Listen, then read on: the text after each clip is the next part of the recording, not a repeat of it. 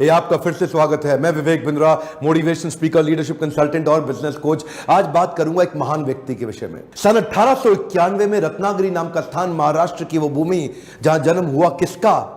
एक profound powerful दलित leader का, एक ऐसे शक्तिशाली पॉलिटिशियन, वुमेन इमेंसिपेटर, एक इकोनॉमिस्ट, एक प्रोलिफिक राइटर, एक थियोरिस्ट, एक ऐसे महान व्यक्ति जो कि बुद्धिज्म का रिवाइवलिस्ट भी था, ह्यूमन राइट प्रोफाउंडर और eminent scholar, razor sharp intelligence. नाम था इनका डॉक्टर भीमराव रामजी अंबेडकर। छोटी उम्र में ही ये रत्नागिरी से सत्तारा नाम के स्थान, महाराष्ट्र के अंदर जो पुणे के नजदीक है, वहां शिफ्ट हो गए। इनकी माता का देहांत हो गया था छोटी उम्र में। बचपन से ही बड़ी दिल को दहला देने वाली, दुखी कर देने वाली, एक बच्चे को आतंकित, पीड़ित कर देने वाली, तंग करने वाली, परेशान करने वाली कठिनाइयों के दौर से ये गुजरे।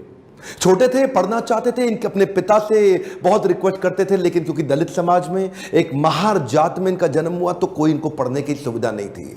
वहां पे आम बच्चों के साथ इनको पढ़ने नहीं दिया जाता था। पिता ने इनको बड़ी किसी तरह जुगाड़ लगा करके किसी वहां नजदीक के स्कूल में एडमिशन कराया, तो उसको बैठने नहीं दिया गया। बोला बाहर बैठ के पढ़ेगा। सोचो, छोटा बच्चा, उसको बाहर बैठा के, अच्छा पढ़ाई में इतनी रुचि कि बाहर बैठ के इतना ध्यान से पढ़ता। एक बार मास्टर ने इनको बोला, इधर आओ, ये ब्लैक बोर्ड पे सवाल तो सॉल्व करके दिखाओ। अच्छा, ये ब्लैक बोर्ड पे सवाल सॉल्व करने गया तो अचानक बच्चे चिल्लाए, मास्टर जी नीची जाति का है। और इतना ही नहीं, बच्चे चिल्ला के भागने लगे ब्लैक बोर्ड की तरफ। ये हैरान हुआ क्यों भागे, तभी देखा सारे बच्चों ने अपने अपने टिफिन उठाए, वहां से उठा के पीछे करने लगे, धक्का मारने लगे। क्यों? उनको डर था इसकी परछाई से इनका खाना अपवित्र ना हो जाए। ऐसे कई छोटे धक्के इसको लगी। पानी एक बार कुएं से क्या पी लिया, इतनी मार पड़ी इसको, इतना फिजिक, एक छोटे बच्चे को सहनी पड़ी इतनी मार। एक बार रिक्शे वाले ने रिक्शा से उतार दिया। बोला तू नहीं बैठेगा रिक्शे में। क्यों? क्योंकि रिक्शे वाले को बीच में पता लगा कि ये नीची जाति का है, और उसके बाद उससे बोला तुझसे डबल पैसा लूंगा, और फिर रिक्शा भी अब तू चलाएगा। वो नीचे चलने लगा, रिक्शा भी। जानते हैं उस समय केवल छूने से नहीं, परछाई तक से दिक्कत थी इनकी। और परछाई तो छोड़िए, इनकी आवाज सुनने से भी लोग सोचते थे कि अपवित्र हो जाए। ये जो आवाज से अपवित्र, परछाई से अपवित्र, छूने से अपवित्र, ये दर्द जो उनको सहना पड़ा, ये दर्द इनकी जिंदगी में बहुत बड़ा रोल प्ले किया आगे चल के इनकी लीडरशिप को बिल्ड करने में।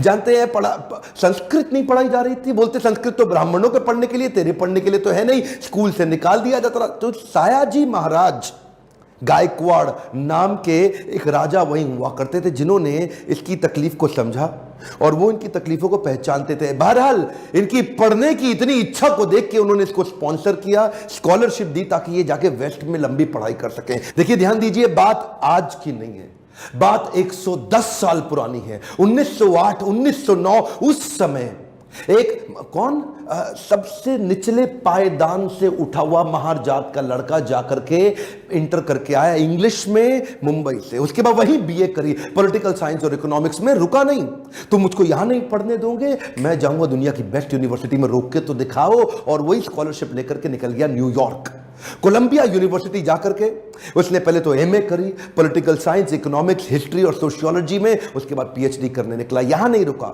लंदन स्कूल ऑफ इकोनॉमिक्स चला गया। लंदन स्कूल ऑफ इकोनॉमिक्स जाकर वहां एमएससी किया, उसके बाद लॉ की पढ़ाई किया, फिर उसके बाद डॉक्टरेट किया, किताब के ऊपर अपनी थीसिस लिखी। ये वही किताब थी जिसके ऊपर आगे जाकर के रिजर्व बैंक ऑफ इंडिया को बनाया गया। महाराजा और बड़ौदा से उनका प्रेम इतना था ना, वो जो सायाजी गायकवाड़ जिन्होंने इनको स्कॉलरशिप दिया था, पढ़ने में इनकी मदद करी थी, दुनिया भर में पढ़ के उनका प्रेम भूले नहीं, वापस उनके पास आ गए। बोला आप दुनिया भर में पढ़ के आए हूं, आपकी सेवा में आना चाहता हूं। तो उनको मिलिट्री सेक्रेटरी की नौकरी दे दी गई, और उस समय ये नौकरी बड़ी मानी जाती थी। अब ये बड़ी पदवी पे तो आ गए थे, लेकिन वो छुआछूत ने इनका पीछा थोड़ी छोड़ा। वहां भी जो सरकारी पियोन होता था ना, वो उनको फाइल दूर से फेंक के दिया करता था। बोला तू नीच जात का है, गद्दी पे बैठ गया तो क्या, दूर से फाइल फेंकते थे, उसके पास नहीं जाते थे। उनको खाने के लिए बोलते थे बाहर जाके खा। आज भी वो कुएं से पानी नहीं पी सकते थे, इतनी एग्जॉल्टेड पोजीशन पे। बाबा साहब अंबेडकर की तकलीफों का सिलसिला थमा थोड़े ही।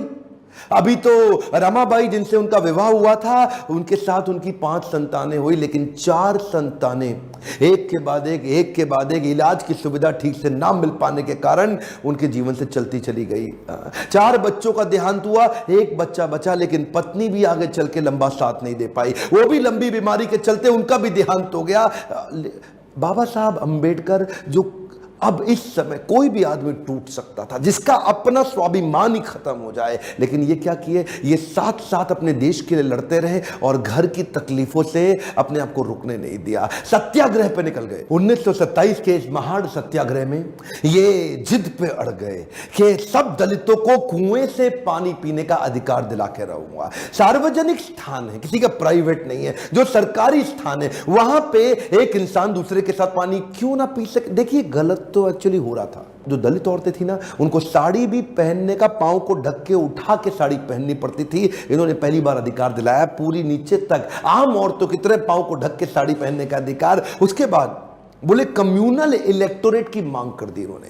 कम्युनल इलेक्टोरेट में ये चाहते थे कि कम्युनिटी के आधार पे हमारी वोटिंग की सुविधा अलग हो। उसमें थोड़ा गांधी जी अड़ गए, क्योंकि गांधी जी जानते थे कि ये अंग्रेज लोग मिल करके हमारी सारी जातियों को तोड़ के अलग कराना चाहते। गांधी जी ने इनको समझाया।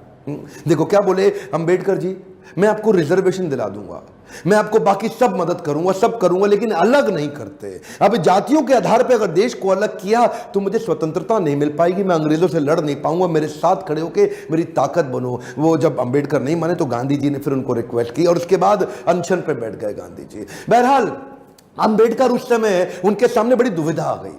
वो सोचे एक तरफ मेरी अपनी जाति के लोग, मैं उनकी मदद करूं, और एक तरफ देश में आंदोलन लड़ रहे हैं गांधी, उनका जीवन, इनके जीवन का त्याग ना हो जाए, कहीं ऐसा जीवन ना खत्म हो जाए। उन्होंने गांधी जी को समझाया, बोला ठीक है आप अपना अनशन छोड़िए। पूना पैक्ट वहां साइन किया गया, और पूना पैक्ट जब साइन किया उस समय इन्होंने रिजर्वेशन तो कम से कम कंट्रोल में कर लिया। The evolution of provincial finance in British India नाम की इनकी किताब, द प्रॉब्लम ऑफ रूपी नाम की 2 किताबें, जिसके आधार पे आरबीआई की स्थापना हुई। मैं दोबारा बोल दूं क्या, इन्होंने जो किताबें लिखी उसके आधार पे आरबीआई की स्थापना करी गई। कैन यू इमेजिन, भारत के सबसे निचले पायदान से आया एक यंग लड़का जिसकी कोई मदद करने वाला नहीं, आज उसकी बुद्धि पे आधारित हमारे कॉन्स्टिट्यूशन की स्थापना भी की जाएगी। इनकी ज्ञान, बुद्धि और कौशल का लोहा इंडियन लीडर्स और ब्रिटिश लीडर्स दोनों मानते थे। 1947 में भारत आजाद हुआ और गांधी जी के पास नेहरू अपनी पूरी कैबिनेट की लिस्ट लेकर के आए।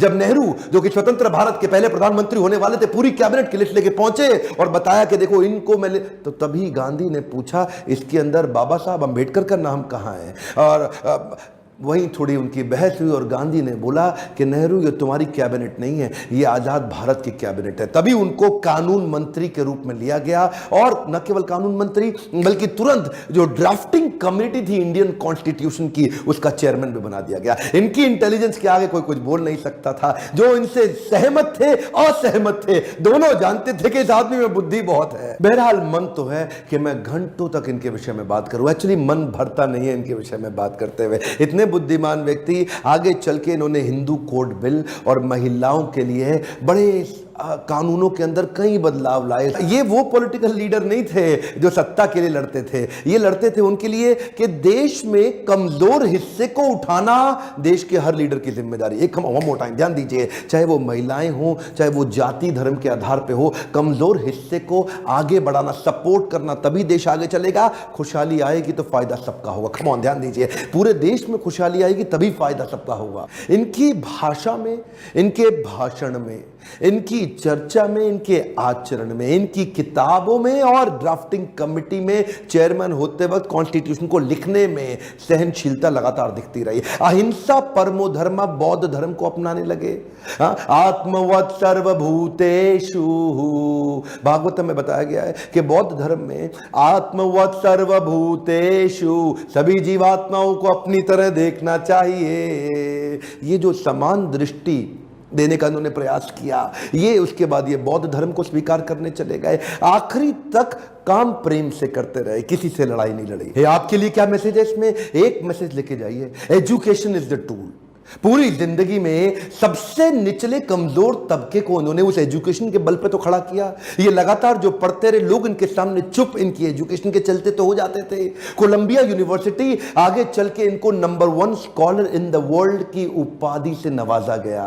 देश ने इनको भारत रत्न दिया। एक बात समझ लीजिए, इनके बराबर लीडर पृथ्वी में गिनती की होते हैं, परसेंटेज में नहीं होते। लर्निंग क्या है? Education is the tool. Entertainment के तो बहुत चैनल होंगे यूट्यूब पे, पर मैंने एजुकेशन का चैनल बना है, कोई एंटरटेनमेंट नहीं है इधर। और देश को भीमराव रामजी अंबेडकर के विषय में एजुकेट करना, उनके संघर्ष के बारे में बताना मेरी आपकी पूरे देश की जिम्मेदारी है। बताइए तो सही लोगों को कैसे संघर्ष से उठ के खड़े हुए हैं। शेयर करिए वीडियो, जिसको हो सकता है, जिसको इंस्पिरेशन मिल सकती हो, कमेंट बॉक्स में बताइए। अगर किसी और लीडर का वीडियो देखना चाहते हैं लाइक करिए। अगर थोड़ा भी वीडियो पसंद आया, जितने लाइक उतना मेरा उत्साह बढ़ेगा। बताइए कि आपको कैसा लगा ये वीडियो। सब्सक्राइब करिए, बेल आइकॉन हिट करके दूसरों से भी करवाइए। मेरे साथ जुड़े रहने के लिए प्रेम पूर्वक हर बार की तरह